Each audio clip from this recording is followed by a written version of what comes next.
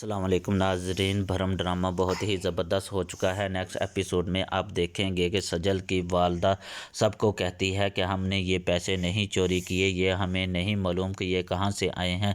जवेद कहता है कि अभी तुम्हें मालूम हो जाएगा कि कहाँ से आए हैं, अभी पुलिस आएगी ना तो दूध का दूध और पानी का पानी हो जाएगा। इतने में यहाँ पुलिस आ जाती है।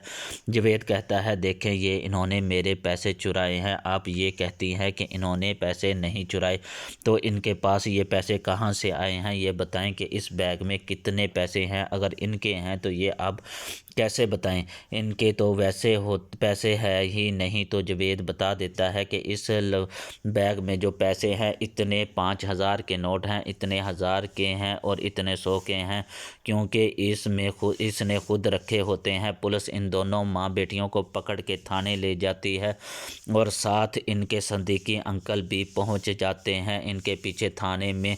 सजल की वालदा थाने में कहती है कि ये हमने पैसे नहीं चुराए, ये झूठा शख्स है, इसके खिलाफ एफआईआर काटे। तो इंस्पेक्टर कहता है कि नहीं, तुम दोनों माँ बेटियों के खिलाफ एफआईआर कटेगी, बल्कि पक्की ही एफआईआर कटेगी तुम दोनों के खिलाफ धोखाधड़ी और चोरी के इल्ज़ाम में।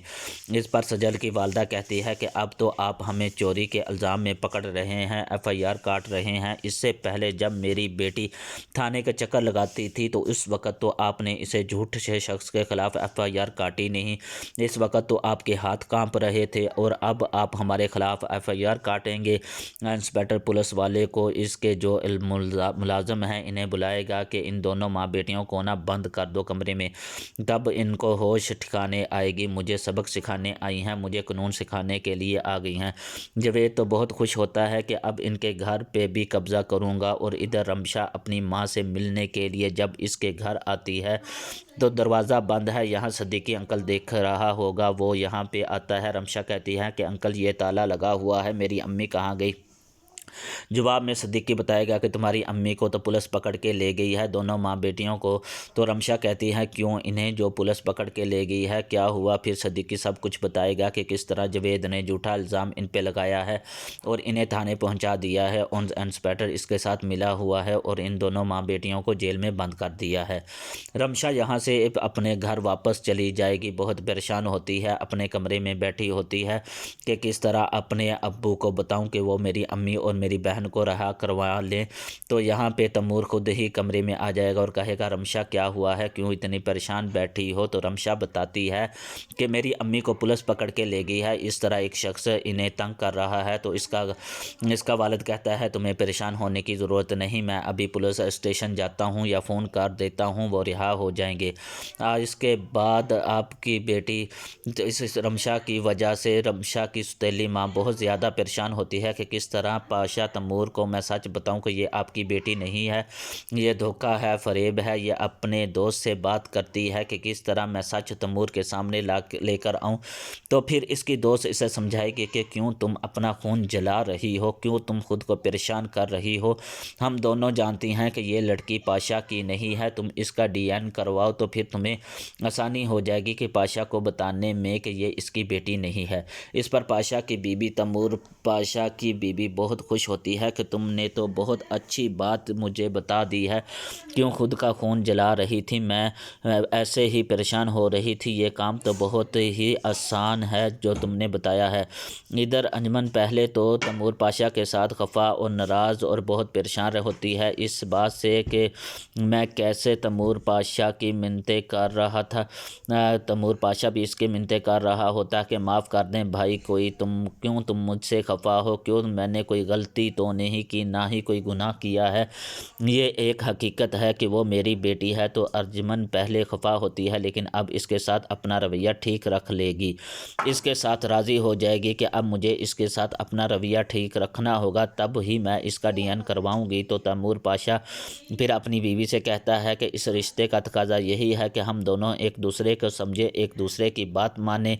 अर्जुमन कहती है हाँ ठीक है, जैसा तुम कहो वैसा ही होगा, बस मैं गुस्से में थी, अचानक से ये सब कुछ हुआ, अचानक से ये लड़की आ गई, इसलिए इसे एक्सेप्ट करना हमारे लिए बहुत मुश्किल हो गया था।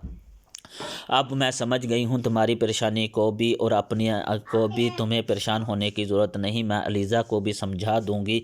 और इधर तैमूर पाशा के पास जब इसकी आंटी आती है, वो कहती है कि इस लड़की की वजह से तो तुम बहुत परेशान हो, इसने हमारे घर का माहौल ख़राब कर रखा है, तुम ही कुछ करो। लेकिन सलार क्या कर सकता है, किस तरह इस लड़की को वो घर से निकाल सकता है, इसे कुछ समझ नहीं आ रही होती।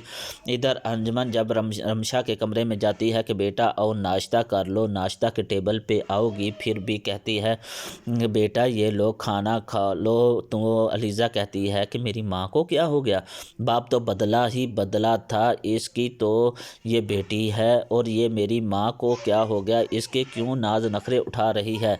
ये अपनी वालदा के पास जाती है और कहती है कि आपको क्या हो गया। जवाब में इसकी वालदा कहती है कुछ नहीं बेटा, ये हकीकत है, हमें इसको समझना पड़ेगा और तुम्हें मेरी बात को समझो, मैं जो भी कर रही हूँ बेहतर ही कर रही हूँ और तुम भी अपने में बुरा बनो, तुम खुद को बुरा ना बनाओ, तुम कौन ना अपना रवैया रमशा के साथ बेहतर कर लो ताकि तुम अपने वालद की नज़रों में ना घिरो।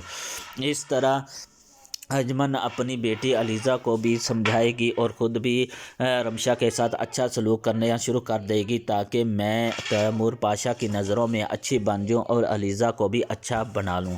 इस तरह वो तैमूर पाशा की नज़रों में जब अच्छी बन जाएगी और अपना नाम बना लेगी तो फिर तैमूर पाशा से कहेगी कि तुम ऐसा करो कि लोग जो बातें कर रहे हैं, मीडिया वाले भी बातें कर रहे हैं, तो तुम ऐसा करो कि तुम अपना डीएन करवाओ और उसका करवाओ ताकि सब जब लोग तुम पे बातें करें, मीडिया वाले बातें करें, तो तुम उनको दिखा सको ये देखो ये मेरी ही बेटी है महरोनिसा की और ये मेरा डीएन देखो बिल्कुल क्लियर आया है। इस तरह तुम भी सबकी नज़रों में गिरोगे नहीं बल्कि इज़्ज़त पाओगे और मैं सब तुम्हें कुछ भी कोई बुरा भला नहीं कहेगा।